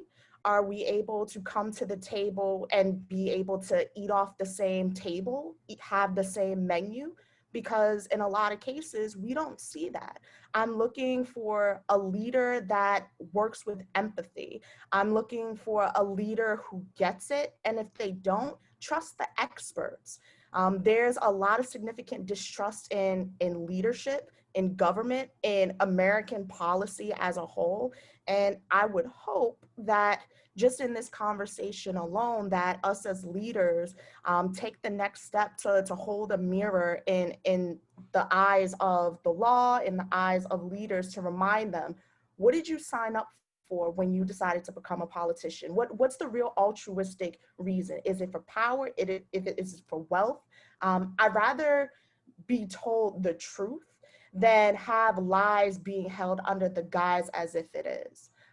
So essentially what I'm looking for is honesty and communication, and being able to bridge the gap to restore, to transform, specifically even with policing. I think that we have good police out there.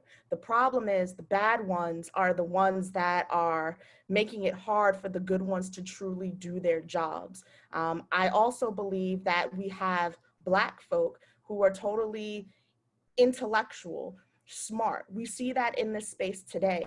And I think that we've been underestimated for a very long time. And now that we have protested in the streets, we have white allies, despite fragility, stepping up and saying, hey, we're with you. This is truly the time to make change and collaborate together and be consistent about that. So that way we're sending a clear, distinct message that for the next leader that comes into this office, we're holding you accountable because we failed to do it the last time the last leader showed up. And I'll leave it at that. Thank you. Who wants to take what's next? What are you asking for after that incredibly thoughtful response? Antonio? Yeah, so I think getting to one of the questions that was in the chat from Jordan Clark, I'm thinking that, again, looking at all of this through this historical lens, so long as there continues to be racial health disparity, so long as there continues to be not just inequity, right? Not just these diversity problems, but white supremacy problems, I don't know that we're gonna have a post-COVID. I don't know that we're gonna have what we can think of as now the pandemic is over. It's ongoing. And I think so long as access to a vaccine, access to testing is not available to everyone, every single person, we are not going to have a post-COVID. We'll have, you know, a false positive that everything is fine, right? And I think that is one of the larger institutional problems with how we look at before, you know, pre and post-COVID. But like it was starting to one of the questions from Jordan Clark, I think the path forward, maybe not after, but forward, necessarily relies on restorative and reparative justice. Accountability gets thrown around a lot, and I know we had talked about this the other night, but like these buzzwords that get thrown around: innovation, interdisciplinarity, restorative, reparative. What do these things really mean, right? And so I think unless we're able to let go of all of these preconceptions, all these ideas of what a law should do, of what a government system should do, of what a politician should do, once we get rid of all of these different window dressings that are just rotting from the very foundations, and we have all of that open space to what Charles was saying earlier, that becomes the space to reimagine. That becomes the space to create new, to take all of this out, all these preconceptions out of our heads, and then to provide that space to restore, to repair, to hold folks accountable, and not just, you know, what we pretend is rehabilitation, right, in our prison system, but to hold space for folks to heal from the harms that have been inflicted, to hold space for folks to be accountable for the harms that they have inflicted. And until our institutions mirror that, it will never happen. And so until we get to a point where not rehabilitation, but repair, true, critical, radical repair is at the foundation of our institutions, the conversation almost doesn't matter, right? Because then we're continuing with these same notions of what justice is, of what fairness is. But if it's not rooted in care, then it doesn't matter. Do you need to get rid of all of those corrupted institutions before you lay out an agenda of what might replace them? I mean, some people are going to be a little bit nervous about eliminating a bad status quo without knowing what might follow, because there have been plenty of instances around the world in recent years where what followed proved to be worse than what had been there before. So how do you, particularly as individuals who are emerging leaders, how do you begin to shape the agenda of what will replace what exists at this moment? Charles, do you want to take that one? I can.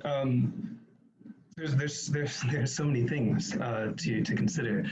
I think that's a really important question, and I think that's why, you know, when we were talking about reform versus interstitial versus ruptural, you know, that's the fear that a lot of people have. It's, you know, if we burn everything down, then what are we going to revert to? What we have already been enculturated to do in the first place, which will only be worse because now we have no structure to return to. So I think that's why it's important to look at anything that we can possibly do as being in an arc of at least, you know, 20 years. There's nothing really that we could do in the next 6 months that's going to fundamentally change culture, aside from, you know, really, really traumatic events. But, you know, I kind of realized how long things are going to take when I looked up in the sky today and I saw that the smog from California is here, and it's not going anywhere for a while. And so there's like Antonio said, there's not really a post-COVID moment, but there are three kind of spaces that I think it's important to focus on that I'll talk about really briefly. So within society, most generally, I think economic changes or changing economic structures in the United States is important because it's the basis of how power is exercised. And personally, where I think we should be going is in the direction of something called economic democracy, which is literally to figure out ways to make our economies more accessible in meaningful ways to people at all levels of society. And I think a good example of that is the Boston Ujima Project, which is here. And it's a local community-owned, democratically governed investment fund that's near, or if not more than, a $2 million fund by now that was started in 2018, that really reimagines the way that the distribution of funds in a community works and what it means to be an active member of community. I think in the academy, at Northeastern, but in the academy more generally, we should be orienting ourselves towards something called pluralism, which is basically a rejection of the idea that Western rationality maintains, which is that there is an objective, singular reality to which we should orient ourselves, which is necessary to engage with to create models of how we can change things. We have to, I think, step into the practice, which isn't a new practice, but an old one, of honoring varied ways of knowing and existing. And that really requires being proximate, so that we can then have scholarship not be extractive, but be in service of the communities that the scholarship is being conducted within. So, in an economics department, for example, that means studying more than just neoclassical economics, because neoclassical economics has harmed folks, and it continues to harm folks, and what's required are new ways. Then finally, at Northeastern, I want to direct our attention to the Black at NU campaign, which I won't go into detail in, but I encourage folks to take a look at it at blackatnu.com.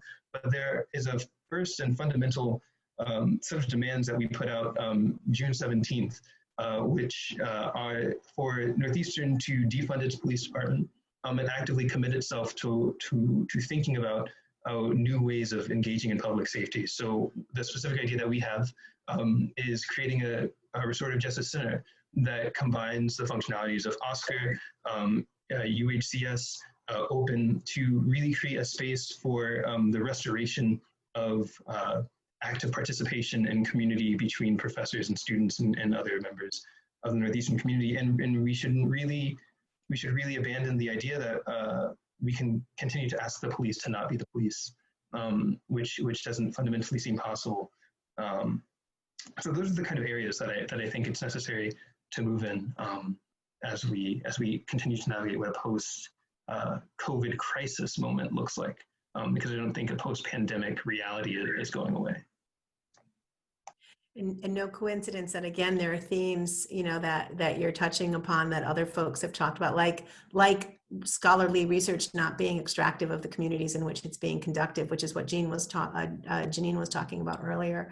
Brittany, can we hear your take on all of this? Because, as we talk about institutions and what does the next stage look like, journalism is a place where this whole notion of truth seems not to matter anymore. And what do we do? Like, how do we get to the next place when this foundational concept that there are things that are true and that are not have been kind of just, deconstructed in ways that I don't think we really anticipated? How do we move forward from that in your space? Honestly, I think don't believe it just because you read it. A lot of times you just see it and then you want to accept it. Do your own research, look at your own statistics, look at the data and say, where's this data coming from? Who's conducting this data? Where was it conducted? I think doing your own research will, and not just feeding into whatever is presented to you. I think a lot of times on both sides, we'll see on both spectrums in media that it's being exaggerated, or just because a lot of times media is being used to fulfill some kind of agenda. And I think it's important to do your own research. And again, I mentioned this at the very beginning about how important it is to listen to both sides, even if you don't disagree, even if you do disagree, it is extremely important to understand where the other person is coming from, because that's how you understand. You're not surprised when, for instance, a policy is passed or something like that, and you're like, well, how did that happen? Well, it happened because some people have different views from you and nobody was listening to the other side. And I guess moving forward to answer that question, one thing that I'm hoping to do with the newspaper is to start a podcast where we have a left-leaning student and a right-leaning student have a discussion on these difficult topics. As a left-leaning university, we don't really hear the other side. And I think it's important that we have these conversations so we really understand each other. And again, it doesn't really matter who's right, who's wrong, who agrees, who disagrees. What most matters, I think, at this time to help address polarization in our country is to have these conversations. I think in the last few elections, in the past election, the upcoming election, we're like, how did we end up with the two people that we got? And I keep hearing these things like, it's like choosing the lesser of two evils and things like that. Well, if we can, I guess, meet somewhere in the middle and produce candidates that we think reflect ourselves the best, I think it starts with having these conversations and finding somewhere that's more bipartisan. Thank you. Karl and then Jeanine, in your spaces in climate change and in health, what are you asking for? What does a better way look like, and what are you asking for to help us get there? Yeah, so to start, I think to some extent the idea of collectivism is something that I've been thinking about a lot, and there's so much that we could all go to about individualism, how capitalism own communities and between bigger communities as a whole. But I think it's also an issue, I guess, of the system we've been discussing and the frameworks that exist, and this distrust that's been built, I guess, into the American people of the system. As Brittany mentioned, everyone's always throwing around, oh, it's about harm reduction, or it's about lesser of two evils, about this upcoming election specifically. And the first time I heard that, I thought, why do we have to pick between two evils? Is that a standard? What got us to that point? We should not have to be trying to pick the one who's going to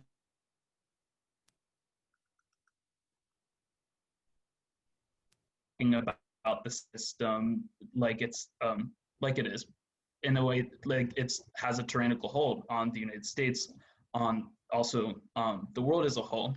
And I think that has also sort of led to the grouping in of experts, anybody who's seen. I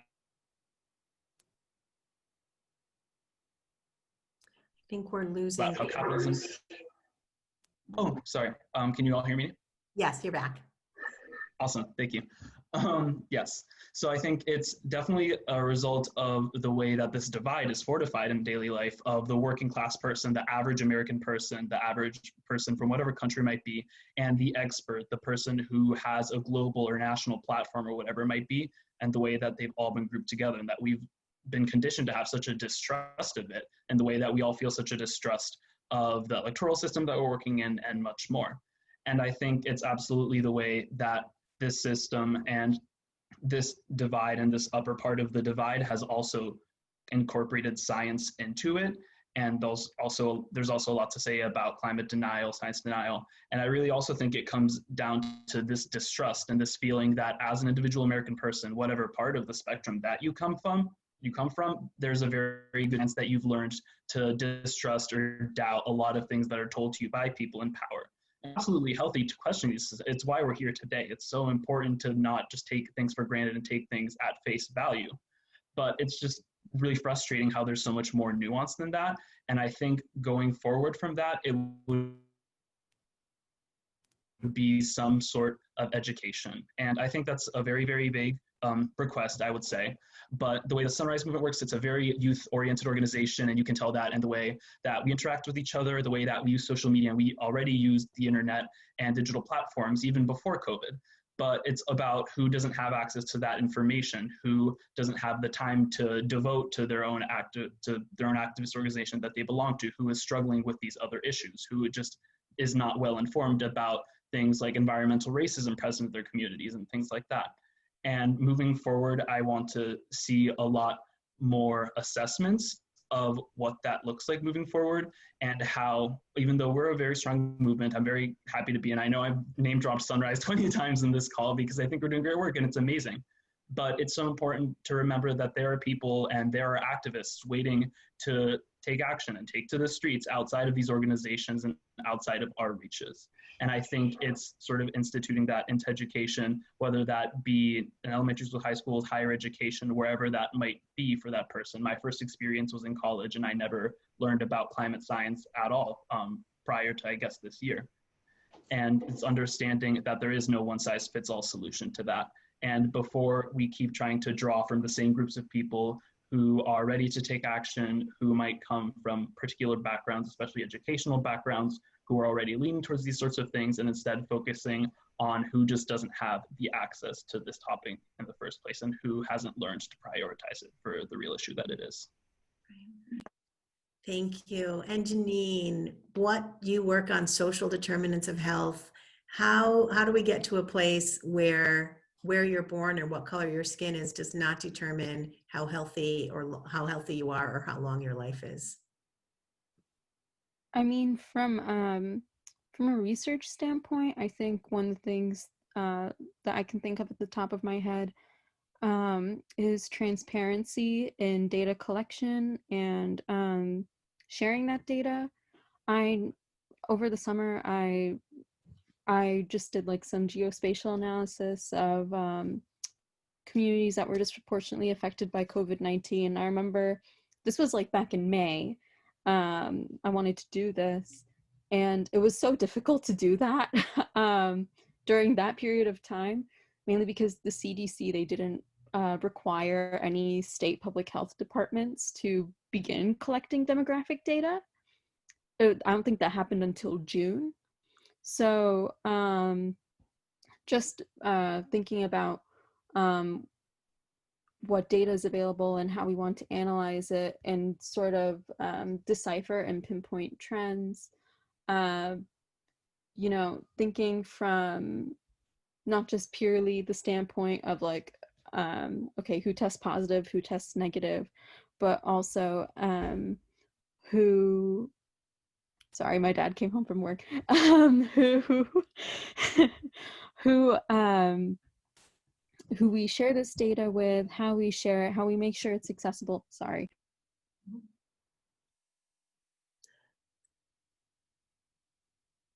Sorry. We're all at home right now.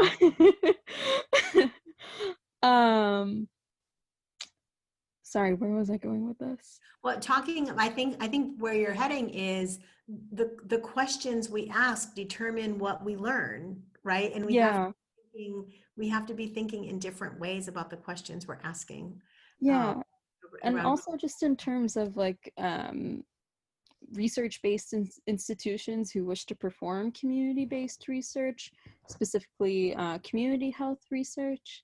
It's all about maintaining that sort of transparency and fostering a relationship of trust that can really, at least in my mind, I think the purpose of research is to sort of collect this information, package it accordingly, and distribute it to different audiences, regardless of whether it's an academic audience or the general public.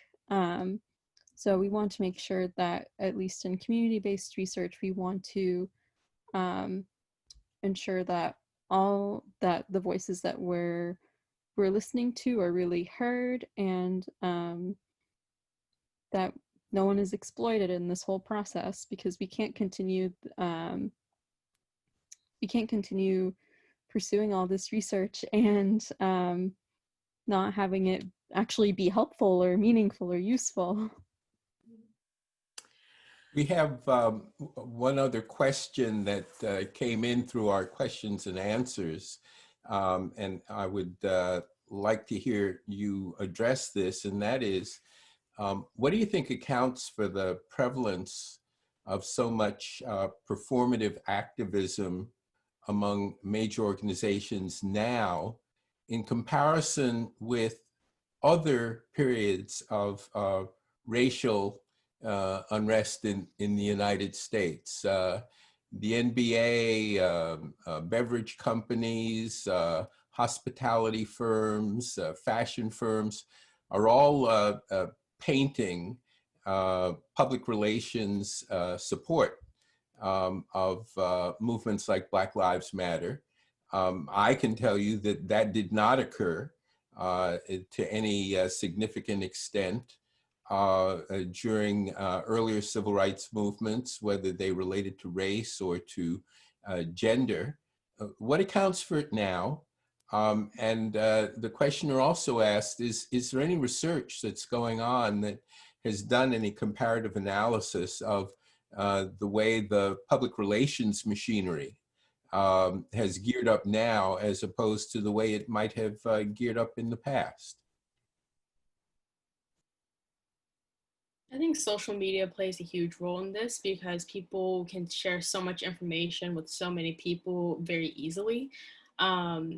I just think that, and then as far as the performative activism goes, a lot of people saw how it was like the blackout day or whatever, when people posted black screens in support of Black Lives Matter. But what ended up happening is the hashtag Black Lives Matter was flooded with black screens instead of information about the movement itself. So I think that because of social media, a lot of information sharing is just, everything happens so quickly, misinformation happens so quickly, and it's just very easy to overlook like what's important about movements and what is trying to be accomplished when you have so many distractions in social media and I mean just technology in general, like even websites and things like that. But I also think the positive side of that is that information does spread fast. Like when things are published quickly, I think even like the Black at NU campaign was able to happen quickly because we have things like websites and things that trend using hashtags and things like that. So just think technology and social media, it's definitely a double-edged sword. I agree. I think that what brought things to a head is that we're tired.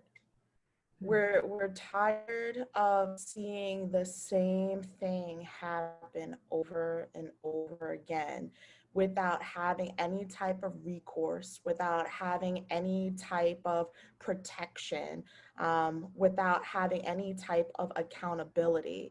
And I think that in seeing constantly Black men, women, and children being killed by the very folks in power who we're supposed to trust with our lives, it constantly sends a message of triggering psychologically, where people are wondering if they could go home at night. There are Black men and women that are having conversations with their children at young ages about ways to navigate conversations with the police, or not having conversations with the police at all, because depending on what you say or the tonality of in which you say it, you might be permanently incapacitated or dead. And then if you do end up being dead, you get settlements. And the settlements are not coming from police unions. They're not coming from the courts. They're coming from the people and the taxes. So with knowing that we're paying for the carnage of folks who are not being held accountable through the eyes of the court of law, along with the court of public opinion, depending on who you talk to, there's no other scenario but to fight. And what fighting means active protests. It means calling the government and those that are part of the problem out, and also dialing in and calling in culture for those who have stated that they are allies to show up. And show up consistently when it matters, not when it's a hashtag, not when it's a trend, but be present.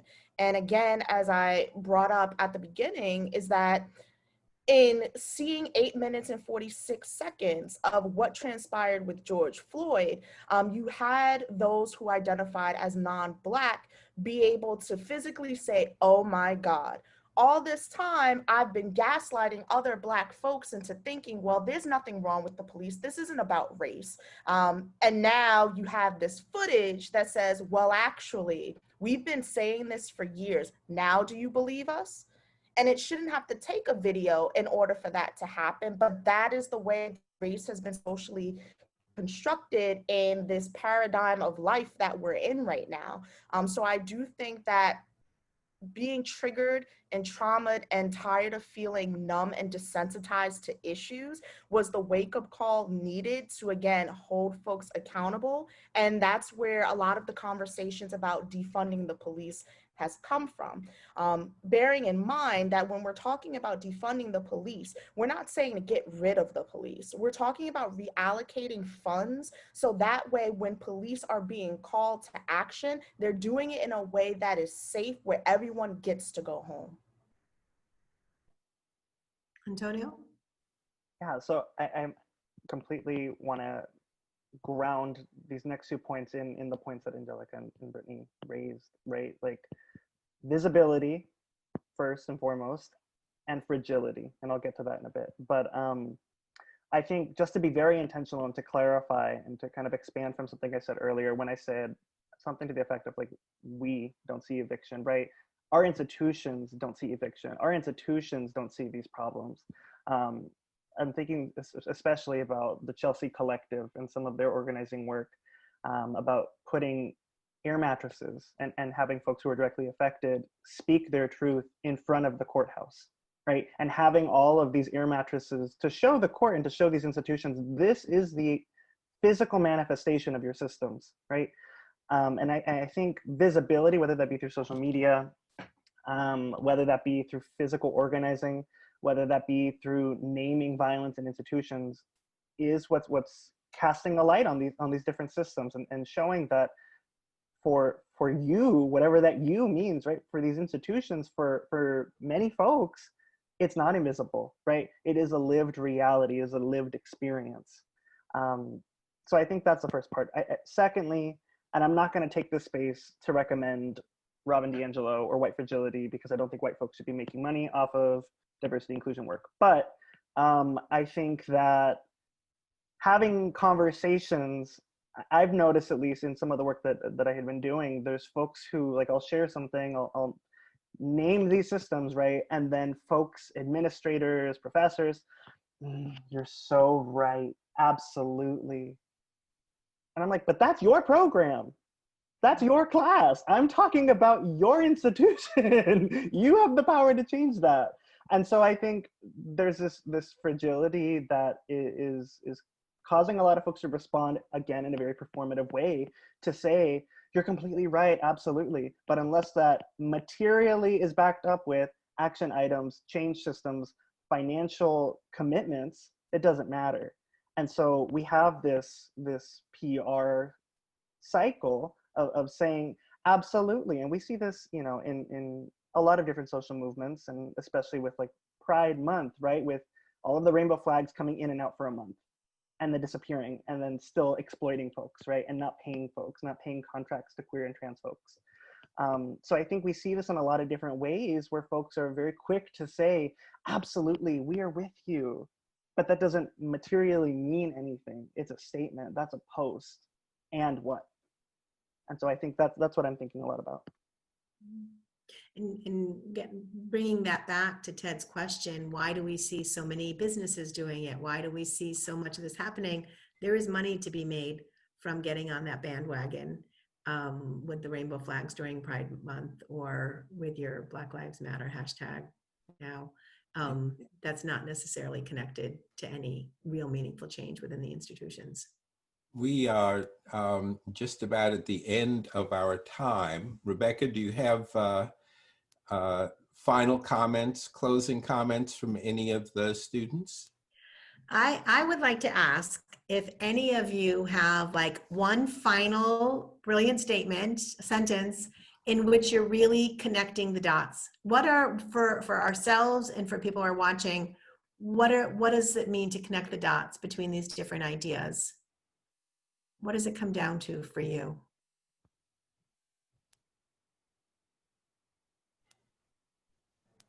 Truth. Okay. Oh, should we boil it down to one word? For Angelica, it's truth. You don't have to boil it down to one word, but I really like that. It's the caption under the photo. The caption under our photo. I think what's really critical is moving through the dissonance. So like it's a concern with truth again, but like moving towards truth and not shying away from fundamentally questioning everything that you have come to believe, in service of folks who don't share interests with you all the time. So courage through dissonance, I think, would be the caption. I like that. This might sound cliche, but I'd say lean into discomfort and actually do the things that you say you want to do and change. Mm-hmm. I would say that whatever framework you're looking at this through, or whatever action you're taking for any of these issues, all these issues that matter to you, there may be a level of nuance that you're forgetting. I don't mean to sound tongue-in-cheek, but I know that I personally do not know everything. I'm still in a learning process. I'm always going through a learning process in any activist work or activist spaces that I'm in. So it's taking that moment of self-reflection and thinking, what might I be missing when I look at this from my own perspective? Jeanine? I think for me, it's just a matter of being cognizant of the narratives that you're listening to. Basically, the same as Karl. As Karl's point, there's always going to be some sort of nuance to what you're doing, and you always have to be cognizant of that. Yeah. Yeah, and just be as aware and as open as you possibly can to ensure that the narratives of the people you're listening to are validated. Antonio, do you have one last observation for us? Yeah, mine is kind of tied to what Jeanine was just sharing. I think for me, the biggest tension that I find myself navigating and that I would share with folks, administrators, community folks, students, academics, is to be responsive and not reactive. I think a lot of what we've seen in the past couple of months have been reactions, whether that's a literal Facebook reaction, right? Or reaction in the sense that folks are feeling like they need to say something, even if it's not intentional, even if it's not deliberate, even if it's not responsive to what folks are hearing. And that requires a lot of authenticity. It requires a lot of truth, as folks have shared, but it requires intention. It requires centeredness.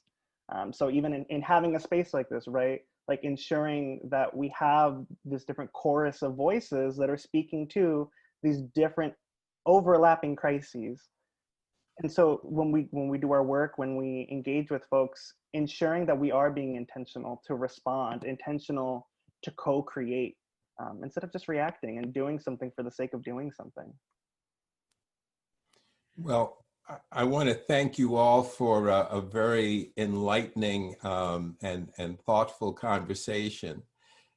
We're going to spend the next 2 weeks further exploring the role of higher education in shaping the future. Next week, our provost, David Madigan, will talk about this university's sense of future.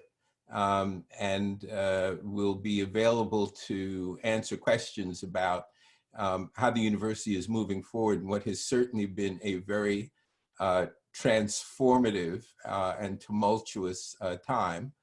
And then in the week after that, the Global Resilience Institute, which has brought together a number of researchers to work with FEMA about the role of higher education in New England moving forward, will be presenting along with some of the researchers who have looked at how FEMA and universities might be working together to shape the future. So Rebecca, a last word? I want to thank all of you for making time and space for this conversation. And I want to say what impresses me always the most about the conversations I've had with each of you in different settings is that you always center your values in everything you do, and that you lead with that and the commitment to those social and racial justice values. And that's the compass. And without it, you can't build anything else that's going to uphold the future that you're aspiring to. So I want to thank you for modeling that and for being true to it. And for everything that you teach all of us every day. Thank you. Thank you all, and good night.